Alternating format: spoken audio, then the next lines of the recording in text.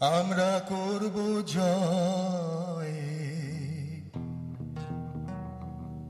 আমরা করব জয়। দর্শক মণ্ডলী, আপনাদের সবাইকে স্বাগত জানাচ্ছি ওয়াশিংটন ডিসি থেকে। Doctor Martin Luther king junior আজ থেকে 50 বছর আগে এই জায়গা থেকে মাত্র কয়েকশো গজ দূরে লিঙ্কনস মেমোরিয়ালের পাদদেশে এক ঐতিহাসিক ভাষণ দিয়েছিলেন। সেখানে তিনি তার স্বপ্নের কথা বলেছিলেন। তিনি এমন এক আমেরিকার স্বপ্ন দেখেছিলেন যেখানে কৃষ্ণাঙ্গ এবং শ্বেতাঙ্গ সবাই সমানভাবে সম্মান নিয়ে বাঁচবে। সেই স্বপ্ন কতটা সত্য হয়েছে আমরা জানি না, তবে আজ আমরা ডক্টর মার্টিন লুথার কিং জুনিয়রকে স্মরণ করছি শ্রদ্ধার সাথে।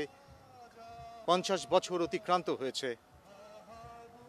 1963 সালের 28শে অগস্ট যে জ্বালাময়ী ভাষণ তিনি দিয়েছিলেন, আই হ্যাভ এ ড্রিম, সেই ভাষণের 50 বছর পূর্তি উদযাপিত হচ্ছে। আমরা করব জয় নিশ্চয়।